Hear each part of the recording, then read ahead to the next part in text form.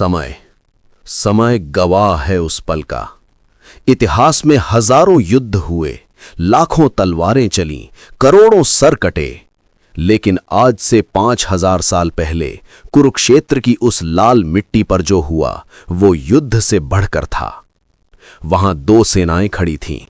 एक तरफ अधर्म का अहंकार था, दूसरी तरफ धर्म का संघर्ष। आसमान में गिद्ध मंडरा रहे थे, लाखों सैनिक एक दूसरे के खून के प्यासे थे। तभी एक शंखनाद होता है और उस शोर के बीच एक रथ दोनों सेनाओं के बीच आकर रुकता है।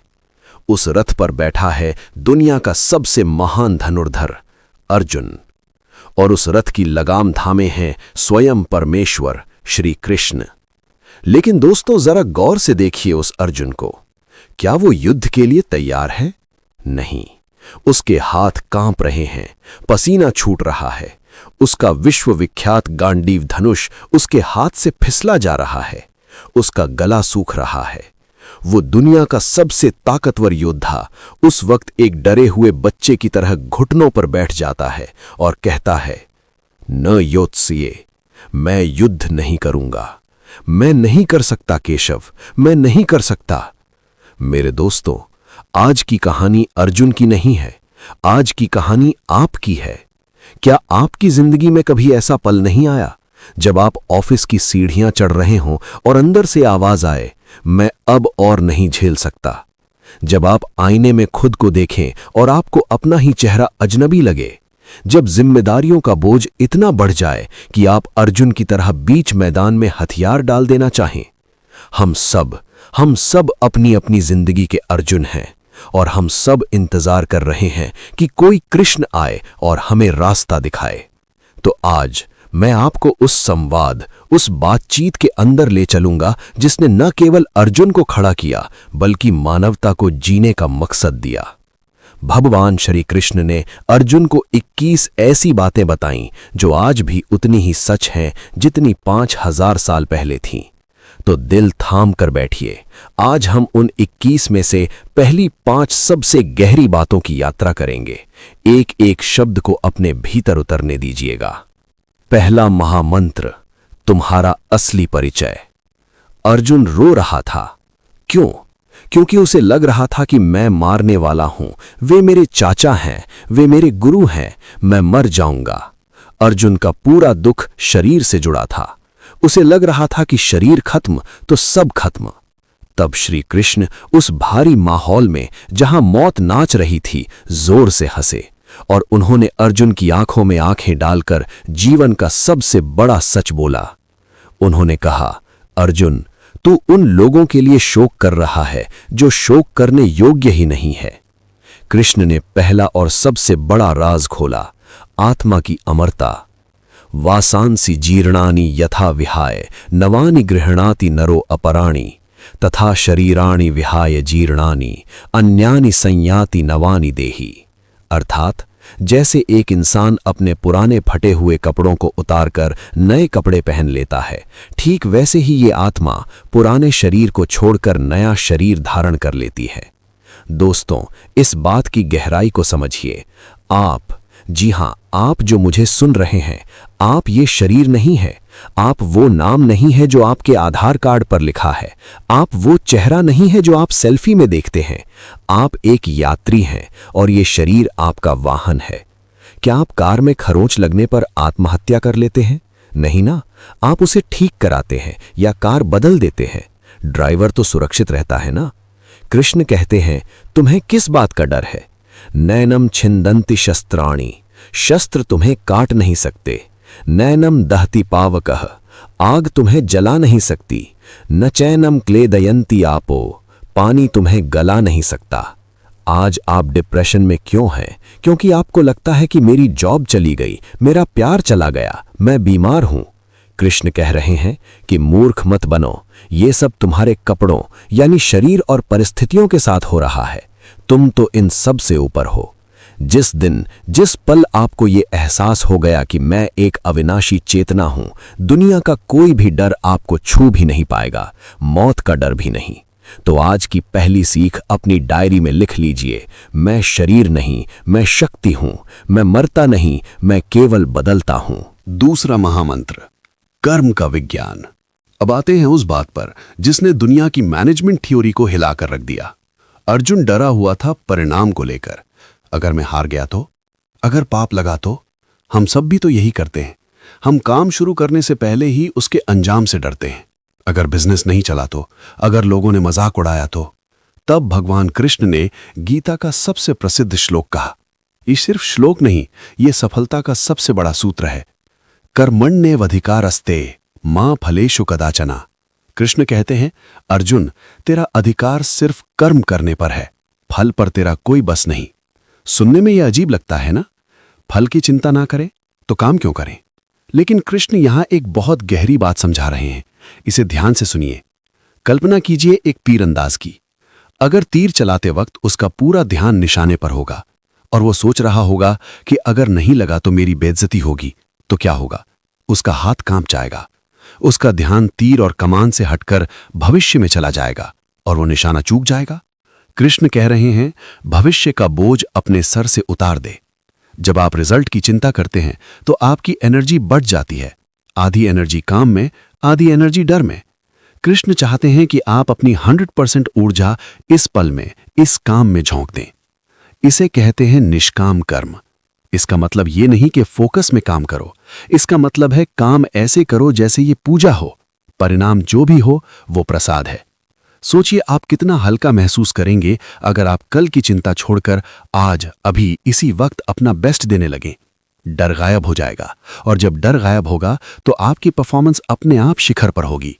तो दूसरी बात, व्यापारी मत बनो, योद्धा बनो। सौदेबाजी मत करो, बस अपना कर्तव्य निभाओ। जीत उसी की होती है जो हारने से नहीं डरता। तीसरा महामंत्र, विनाश का रास्ता।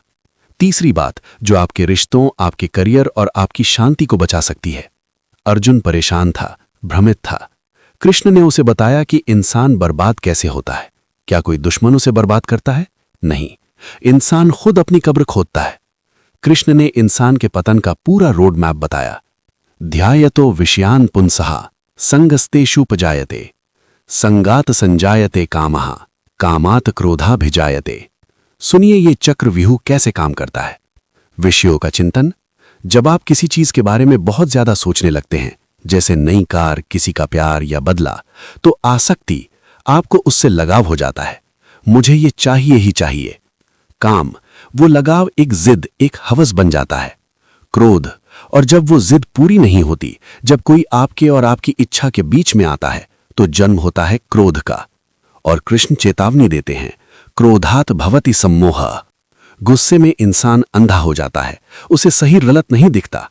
बुद्धिनाशात प्रणश्यति, और जिसकी बुद्धि मर गई उसका सब कुछ नष्ट हो गया। दोस्तों, कितनी बार आपने गुस्से में कुछ ऐसा कहा है जिसका पछतावा आपको आज तक है? कितनी रिश्ते सिर्फ एक पल के अहंकार में टूट गए? कृष्ण अर्जुन को समझा रहे हैं कि असली वीर वो नहीं जो दुश्मनों को हरा दे।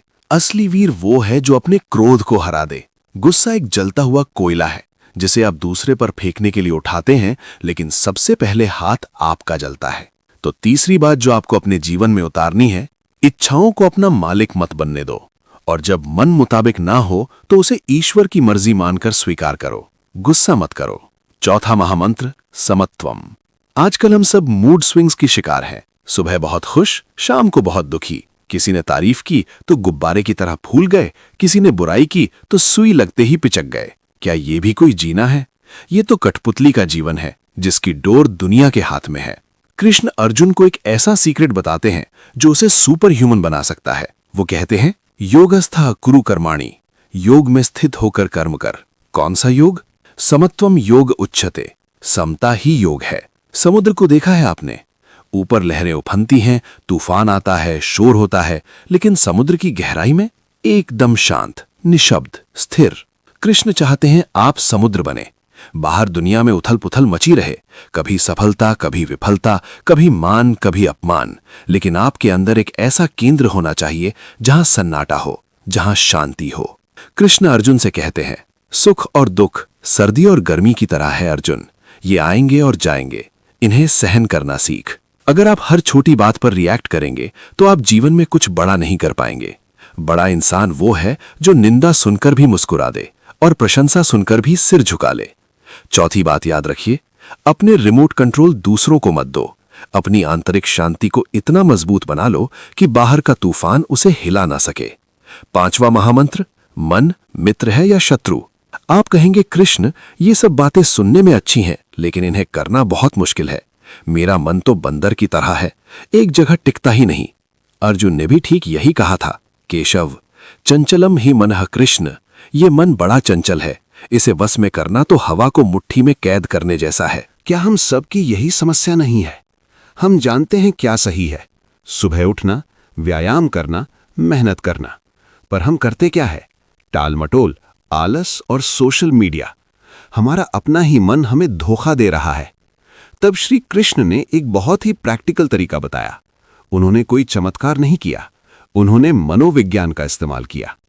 उन्होंने कहा, असंशयम महाबाहो मनो दुर्निग्रहम चलम।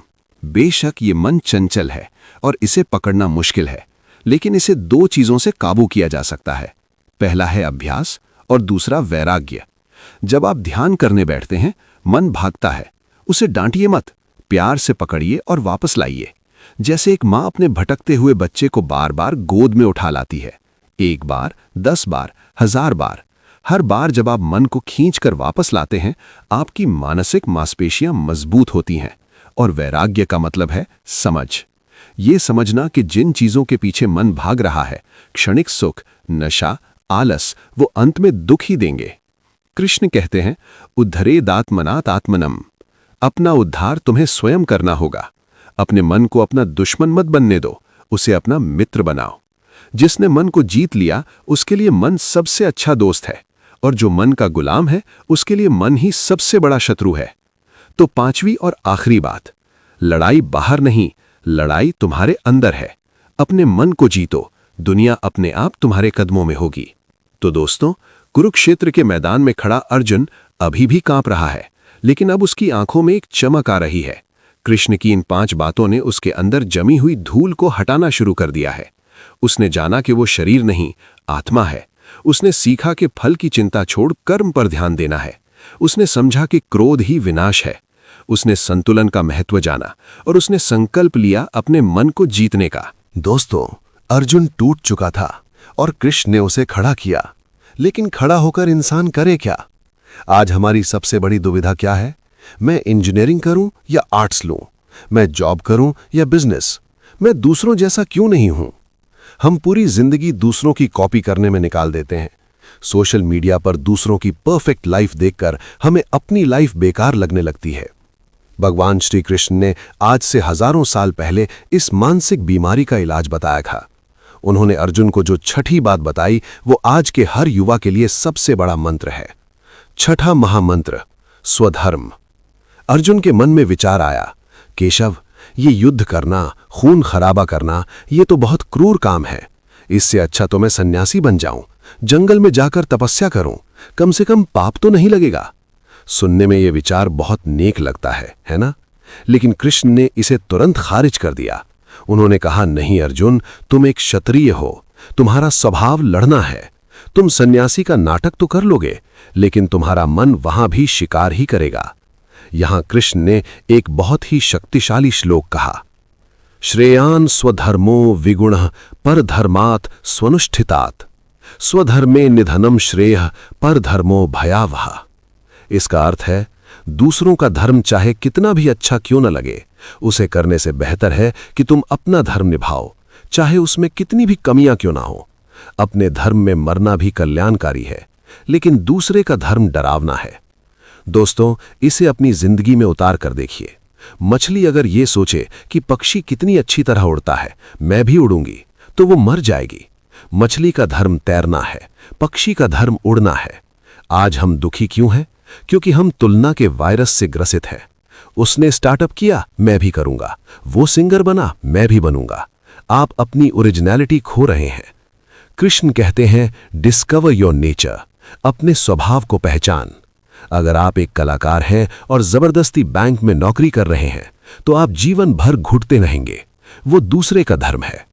कृष्ण अर्जुन को समझाते हैं, अर्जुन, अगर तू युद्ध छोड़कर भाग गया तो दुनिया तुझे साधु नहीं कहेगी, कायर कहेगी, क्योंकि तू अपनी फितरत के खिलाफ जा रहा है। तो छठी बात बहुत साफ है, किसी और की सस्ती कॉपी बनने से बेहतर है खुद का बेस्ट वर्जन बनो। अपनी प्रतिभा को पहचानो और उसी रास्ते पर चलो, चाहे वो रास्ता कितना भी मुश्किल क्यों ना हो। 7वां महामंत्र 3। अब हम गीता के सबसे गहरे मनोविज्ञान में प्रवेश कर रहे हैं। क्या आपने कभी सोचा है, कभी कभी मुझे बहुत शांति महसूस होती है, पढ़ने का मन करता है, कभी कभी मुझे बहुत बेचैनी होती है, बस पैसा और पावर चाहिए, और कभी कभी बस पड़े रहने का, सोने का मन करता है, कुछ करने की इच्छा नहीं होती। ये मूड स्विंग क्यों होता है? हम ऐसे क्यों हैं? कृष्ण कहते हैं, अर्जुन, ये तुम नहीं कर रहे, ये प्रकृति के 3 गुण तुमसे करवा रहे हैं। 7वीं बात में कृष्ण ने इंसान की पर्सनालिटी टाइप्स को डिकोड किया। सत्व गुण, ये प्रकाश है, ज्ञान है, शांति है। जब ये गुण हावी होता है तो इंसान को सच जानना अच्छा लगता है, वो शांत रहता है, खुश रहता है। रजोगुण, ये है आग, इच्छा, दौड़ भाग, मुझे ये चाहिए, मुझे वो चाहिए। आज की कॉर्पोरेट दुनिया रजोगुण से चल रही है। ये इंसान को काम तो बहुत करवाता है, लेकिन कभी संतुष्टि नहीं देता। ये हमेशा और की प्यास जगाता है। तमोगुण, ये है अंधेरा, आलस, नशा, नींद। जब इंसान को पता है कि काम जरूरी है, फिर भी वो सोता रहे, जब वो डिप्रेशन में पड़ा रहे, ये तमोगुण है। ये इंसान को बर्बाद कर देता है। कृष्ण कहते हैं, निस्त्रय गुण्यो भव अर्जुन। अर्जुन, इन तीनों गुणों को समझ और इनसे ऊपर उठ। दोस्तों, अपने आप को एनालाइज कीजिए। क्या आप दिन भर सोते हैं और टाल मटोल करते हैं? आप तमस में जी रहे हैं, जागो। क्या आप दिन भर तनाव में रहते हैं, हाई पैसा करते हैं? आप रजस में जल रहे हैं, ठंडे हो जाओ। कोशिश करो सत्व की ओर जाने की, सात्विक भोजन, सात्विक विचार, सात्विक संगत। लेकिन कृष्ण का अल्टीमेट गोल है इन तीनों से भी आगे निकल जाना, एक ऐसा गवाह बनना जो देखता है कि अच्छा, अभी गुस्सा आ रहा है, अभी नींद आ रही है, जो खुद को इन भावनाओं से अलग कर लेता है।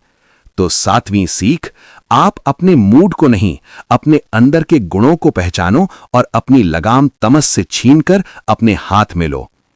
8वां महामंत्र ध्यान योग। अर्जुन ने पूछा, केशव, मन को काबू करने की बात तो आपने कही, लेकिन ये प्रैक्टिकली कैसे करें? जब मैं आंखें बंद करता हूं तो दुनिया भर का शोर मेरे अंदर गूंजने लगता है। तब श्री कृष्ण ने ध्यान योग का रहस्य बताया। आजकल हम मेडिटेशन को बहुत कॉम्प्लिकेटेड बना देते हैं। कृष्ण ने इसे बहुत सरल शब्दों में समझाया। उन्होंने एक दीपक का उदाहरण दिया। ये गीता के सबसे खूबसूरत श्लोकों में से एक है।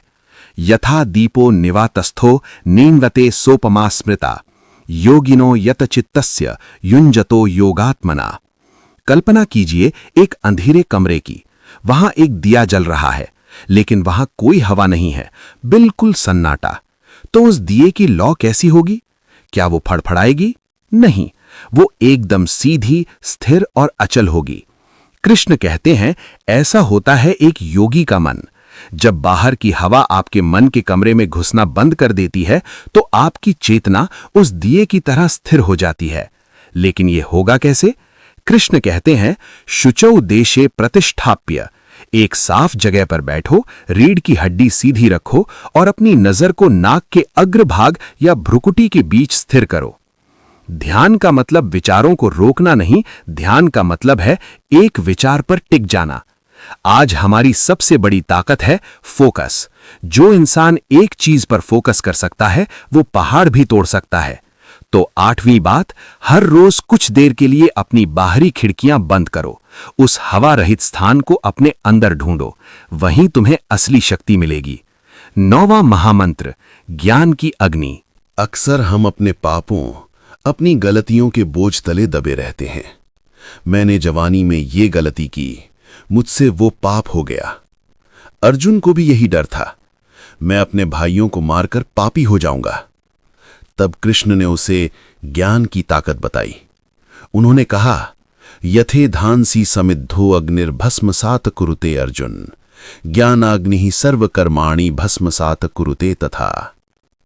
जैसे एक धधकती हुई आग लकड़ियों के बड़े से बड़े ढेर को जलाकर राख कर देती है।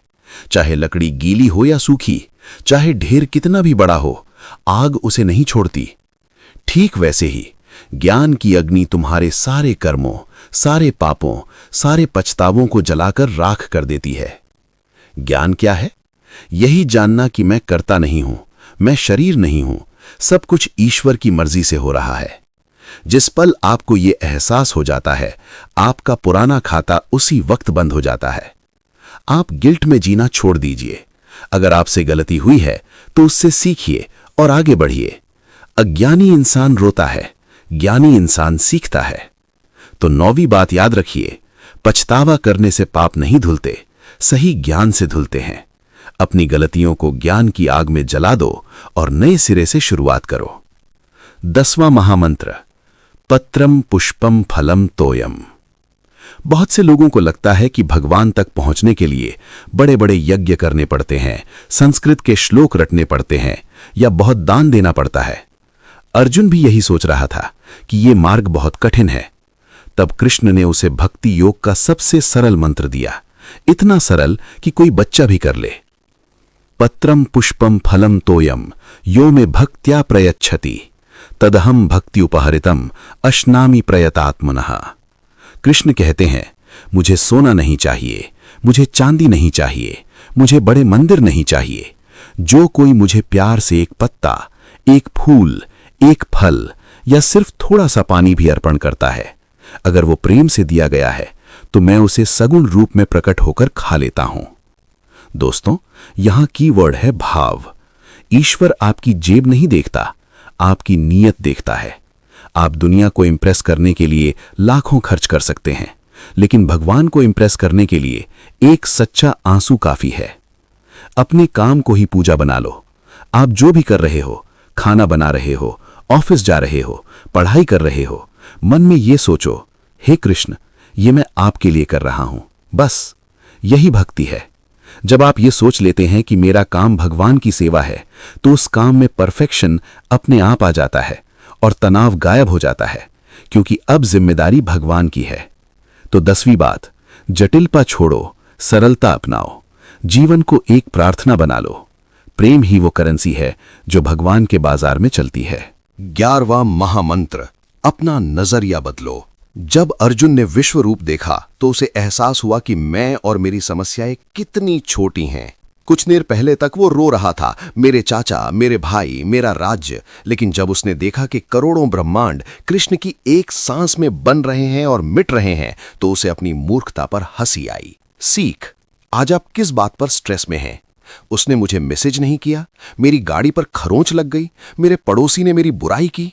जब भी आप परेशान हो, अपनी आंखों को बंद करें और इस ब्रह्मांड की विशालता को सोचें।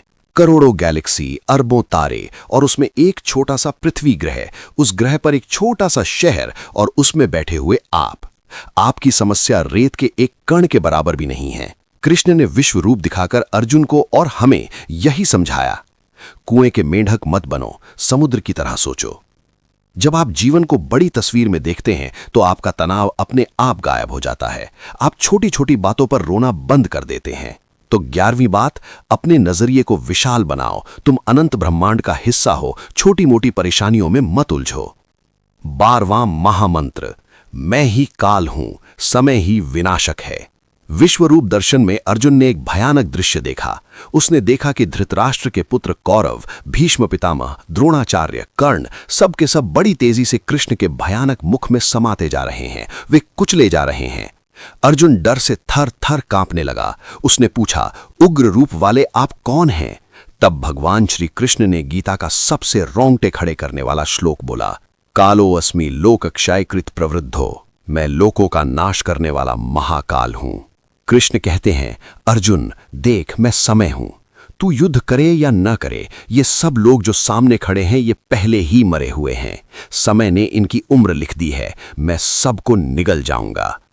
दोस्तों, ये जीवन का सबसे कड़वा लेकिन सबसे जरूरी सच है। हम सब ऐसे जीते हैं जैसे हमें यहाँ हमेशा रहना है। हम चीजों को पकड़ कर रखते हैं, मेरा घर, मेरा पैसा, मेरा शरीर। लेकिन समय किसी का सगा नहीं है। वो राजा को भी रंक बनाता है और रंक को राजा। वो बचपन को जवानी में और जवानी को बुढ़ापे में बदल देता है। कृष्ण अर्जुन को समझा रहे हैं, बदलाव से मत डरो, अंत से मत डरो। जो पैदा हुआ है उसका अंत निश्चित है। अगर आप इस बात को स्वीकार कर लें कि ये वक्त भी गुजर जाएगा, तो ना सुख आपको घमंडी बनाएगा और ना दुख आपको तोड़ेगा। समय ही सबसे बड़ा हीलर है और समय ही सबसे बड़ा डिस्ट्रॉयर है। तो 12वीं बात, समय का सम्मान करो, परिवर्तन को स्वीकार करो। जो जा रहा है उसे जाने दो, पकड़ कर रखोगे तो दर्द होगा। 13वां महामंत्र, निमित्त मात्र बनो। अब एक सवाल उठता है, अगर समय ही सबको मारने वाला है, सब कुछ पहले से तय है, तो हम मेहनत क्यों करें? अर्जुन ने भी यही सोचा होगा। तब कृष्ण ने सफलता का सबसे बड़ा सीक्रेट बताया। उन्होंने कहा, मया हतांस्त्वम जही मां व्यथिष्ठा। ये सब मेरे द्वारा पहले ही मारे जा चुके हैं, तू तो बस इन्हें मारने का नाटक कर। निमित्त मात्रम भव सव्यसाचिन। हे अर्जुन, तू केवल निमित्त बन जा। दोस्तों, इसे ध्यान से सुनिए, यह आपके अहंकार की दवा है। हमारा स्ट्रेस क्यों होता है? क्योंकि हमें लगता है ये मैंने किया, ये घर मैं चला रहा हूं, ये प्रोजेक्ट मेरे बिना फेल हो जाएगा, ये मैं ही सारे दुखों की जड़ है। कृष्ण कहते हैं, मूर्ख, करने वाला मैं हूं, ऊर्जा मेरी है, बुद्धि मेरी है, परिस्थिति मेरी है। तू तो बस एक पेन है, खत मैं लिख रहा हूं।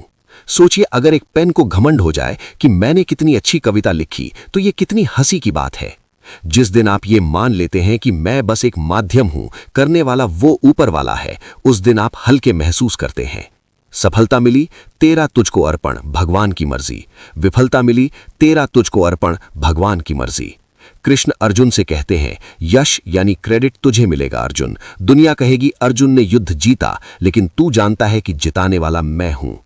तो 13वीं बात, कर्तापन का अहंकार छोड़ो, खुद को ईश्वर के हाथ का औजार बना लो। जब तुम शून्य हो जाओगे, तभी वो तुम्हारे जरिए अनंत कार्य करेगा। 14वां महामंत्र, समदर्शी।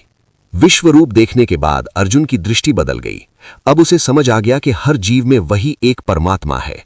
कृष्ण ने गीता में एक ज्ञानी इंसान की पहचान बताई है। विद्या विनय संपन्ने ब्राह्मणे गवि हस्तिनी, शुनि चैव श्वपाके च पंडिताः समदर्शिनः। अर्थ, जो ज्ञानी होते हैं वे एक विद्वान ब्राह्मण में, एक गाय में, एक हाथी में, एक कुत्ते में और एक कुत्ते का मांस पकाने वाले में भी एक ही तत्व को देखते हैं। दोस्तों, आज हमारी दुनिया में इतना झगड़ा क्यों है? धर्म के नाम पर, जाति के नाम पर, रंग के नाम पर। क्योंकि हम शरीर देखते हैं, आत्मा नहीं। कृष्ण कहते हैं, समदर्शी बनो। इसका मतलब ये नहीं कि आप शेर को जाकर गले लगा लें। व्यवहार अलग अलग होगा, लेकिन भाव एक होगा। आप अपने बॉस की इज्जत करते हैं, लेकिन क्या आप उस वेटर की भी उतनी ही इज्जत करते हैं जो आपके लिए पानी लाया? क्या आप उस सफाई कर्मचारी में भी वही भगवान देख सकते हैं जो मूर्ति में देखते हैं? अगर आप सबके अंदर उस एक ही लाइट को देख सकें, तो आपके मन से नफरत, ईर्ष्या और जलन हमेशा के लिए खत्म हो जाएगी। आप किसी से नफरत कर ही नहीं पाएंगे, क्योंकि आपको सब में अपना ही कृष्ण दिखेगा। तो 14वीं बात, भेदभाव अज्ञानता है, एकता ही सत्य है। हर प्राणी में ईश्वर को देखो और हर किसी के साथ सम्मान से पेश आओ। 15वां महामंत्र, अभयम। जब कृष्ण ने दैवीय गुणों की लिस्ट बनाई, तो उन्होंने दया, दान या सच बोलने को पहले नंबर पर नहीं रखा। उन्होंने सबसे पहले शब्द का इस्तेमाल किया, अभयम। क्योंकि दोस्तों, अगर आपके अंदर डर है, तो आप कोई भी अच्छाई नहीं कर सकते। डरपोक इंसान सच नहीं बोल सकता, डरपोक इंसान प्यार नहीं कर सकता, डरपोक इंसान धर्म की रक्षा नहीं कर सकता। अर्जुन क्षत्रिय था, लेकिन डर के मारे कांप रहा था। कृष्ण ने उसे बार बार कहा, मां शुचः, शोक मत कर, नैनम छिंदंती शस्त्राणी, आत्मा अमर है। आज आपको किस बात का डर है? लोग क्या कहेंगे? नौकरी चली गई तो? मैं अकेला रह गया तो? कृष्ण कहते हैं कि जिसके सिर पर मेरा हाथ है, उसे डरने का क्या अधिकार है? निडर होने का मतलब यह नहीं कि आपको डर नहीं लगता। निडर होने का मतलब है कि डर होने के बावजूद आप सही कदम उठाते हैं। जब आप ये जान लेते हैं कि 1, आप आत्मा है, 2, भगवान आपके साथ है और 3, जो होगा वो अच्छे के लिए होगा, तो डर के लिए जगह कहां बची? तो 15वीं बात, निडर बनो, जीवन में रिस्क लो, सही के लिए खड़े हो जाओ, चाहे पूरी दुनिया खिलाफ हो। क्योंकि कौरवों की भीड़ के बीच भी जीत उसी एक अर्जुन की हुई थी जो निडर होकर कृष्ण के साथ खड़ा था। दोस्तों, अब हम उस पल में हैं जहां ज्ञान, कर्म और भक्ति सब एक साथ मिल जाते हैं। अर्जुन पूरी तरह बदल चुका है, लेकिन कृष्ण उसे जीवन जीने का एक ऐसा फॉर्मूला देना चाहते हैं जो उसे कभी हारने न दे। अक्सर हम सोचते हैं, असली खुशी क्या है? क्या मुझे सब कुछ छोड़कर जंगल चले जाना चाहिए? शांति कैसे मिलेगी? इन सवालों का जवाब देने के लिए श्री कृष्ण ने जीवन के सबसे बड़े भ्रम को तोड़ा। आइए जानते हैं 16वां महामंत्र। 16वां महामंत्र, खुशी की परिभाषा। हम सब खुशी ढूंढ रहे हैं, लेकिन हम अक्सर गलत जगह खुशी ढूंढते हैं। कृष्ण ने सुख को 3 कैटेगरी में बांटा, और ये आज के युवाओं के लिए सबसे बड़ी सीख है। राजसिक सुख, वो खुशी जो शुरू में अमृत जैसी लगती है लेकिन बाद में जहर बन जाती है, जैसे जंक फूड खाना, देर तक सोना, नशा करना, सोशल मीडिया पर घंटों बिताना। शुरू में बहुत मजा आता है, लेकिन बाद में बीमारी, मोटापा और डिप्रेशन मिलता है। तामसिक सुख, वो खुशी जो आलस और नींद में मिलती है, इसमें इंसान बेहोश रहता है। सात्विक सुख, असली खुशी, यत् तदग्रे विश्वमिव परिणामे अमृतोपमम, जो शुरू में जहर जैसा लगता है लेकिन परिणाम में अमृत जैसा होता है। सुबह 5 बजे उठना जहर जैसा लगता है, रोज जिम जाना और पसीना बहाना जहर जैसा लगता है, पढ़ाई करना या मेहनत करना कड़वा लगता है, लेकिन कृष्ण कहते हैं यही असली सुख है। जो इंसान शॉर्ट टर्म मजा छोड़कर लॉन्ग टर्म तपस्या चुनता है, वही जीवन का अमृत चखता है। तो 16वीं बात अपनी डायरी में लिख लो। उस खुशी के पीछे मत भागो जो अभी मीठी लग रही है, उस दर्द को गले लगाओ जो तुम्हें कल का सुपरस्टार बनाएगा। अनुशासन ही असली आजादी है। 17वां महामंत्र, त्याग का सही मतलब। अर्जुन बार बार संन्यास लेने की बात कर रहा था। मैं घर छोड़ दूं, मैं जंगल चला जाऊं।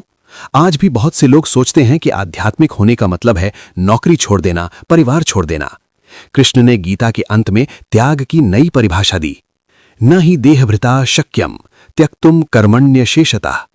शरीरधारी के लिए कर्मों को पूरी तरह छोड़ना असंभव है।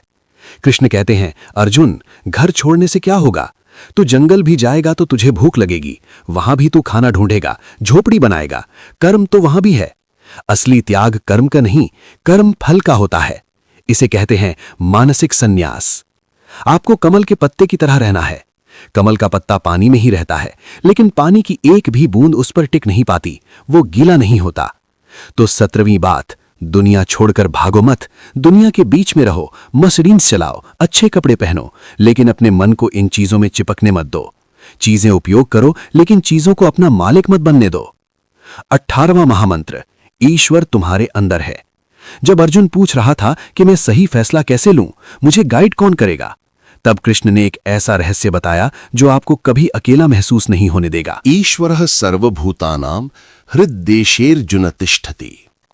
हे अर्जुन, ईश्वर सभी प्राणियों के हृदय में स्थित है।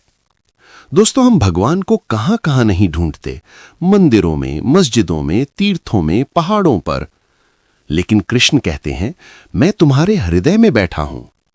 वो जो कभी कभी आपके अंदर से आवाज आती है ना, ये काम मत कर, ये गलत है, या यही सही रास्ता है, आगे बढ़, वो आपकी अंतरात्मा नहीं, वो स्वयं कृष्ण बोल रहे होते हैं। हम उस आवाज को दबा देते हैं, हम शोर में उसे अनसुना कर देते हैं। कृष्ण कहते हैं तमेनु शरणम गच्छ, उसी की शरण में जा। अपने अंदर झांकना सीखो। जब भी कंफ्यूज्ड हो, आंखें बंद करो, दिल पर हाथ रखो और पूछो, जवाब वहीं से आएगा। तो 18वीं बात, बाहर भटकना बंद करो।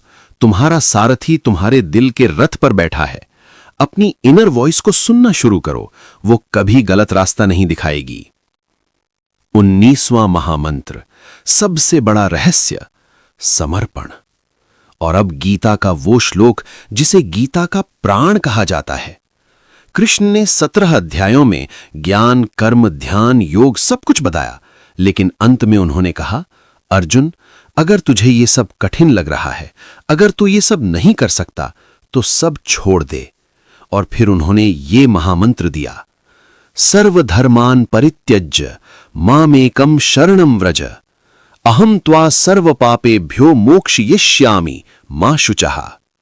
सब धर्मों को छोड़कर तू केवल एक मेरी शरण में आ जा, मैं तुझे सभी पापों से मुक्त कर दूंगा, तू शोक मत कर। दोस्तों, ये भक्ति की पराकाष्ठा है। इसे कहते हैं पूर्ण समर्पण। जैसे एक छोटा बच्चा अपनी मां की गोद में कूद जाता है, उसे नहीं पता मां कैसे पकड़ेगी, गिरेगी या नहीं, उसे बस भरोसा है। कृष्ण कह रहे हैं, अपना दिमाग लगाना बंद कर, अपनी चिंताओं की पोटली मेरे चरणों में रख दे। कह दे कि हे कृष्ण, मैं आपका हूं, अब आप जानो और आपका काम जाने। जिस पल आप ये सरेंडर करते हैं, उसी पल आप हल्का महसूस करते हैं। डिप्रेशन, एंजाइटी, डर सब गायब हो जाता है, क्योंकि अब ड्राइविंग सीट पर आप नहीं, भगवान बैठे हैं। तो 19वीं बात, जब सारे रास्ते बंद हो जाएं, जब बुद्धि काम न करे, तो सरेंडर कर दो। ईश्वर के सामने हार मान लेना ही जीवन की सबसे बड़ी जीत है। 20वां महामंत्र, प्रसाद बुद्धि।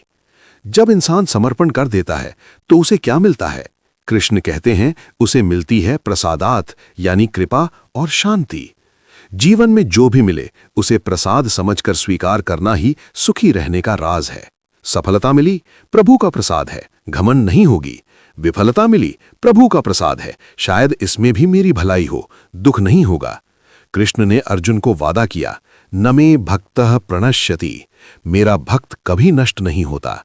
अगर आप ये विश्वास कर लें कि मेरा ईश्वर मेरे साथ है और वो कभी मेरा बुरा नहीं करेगा, तो आप दुनिया के सबसे ताकतवर इंसान बन जाएंगे। तो 20वीं बात, शिकायत करना छोड़ो, शुक्रगुजार बनो। जो है जैसा है उसे ईश्वर की मर्जी मानकर स्वीकार करो, यही परम शांति का रास्ता है। 21वां महामंत्र, नष्टो मोहः, अर्जुन का फैसला, कर्म का संकल्प। पूरी गीता सुनने के बाद, 700 श्लोक सुनने के बाद, क्या अर्जुन सन्यासी बन गया? क्या वो हिमालय चला गया? नहीं। कृष्ण ने पूछा, अर्जुन, क्या तेरा अज्ञान नष्ट हुआ? क्या तेरा मोह गया? तब अर्जुन ने अपना गांडीव धनुष उठाया। उसकी आंखों में आंसू थे, लेकिन अब वो डर के आंसू नहीं, दृढ़ता के आंसू थे। उसने कहा, नष्टो मोह स्मृतिर्लब्धा त्वत्प्रसादान मयाच्युतः स्थितोस्मि गतसंदेह करिष्ये वजनम तव।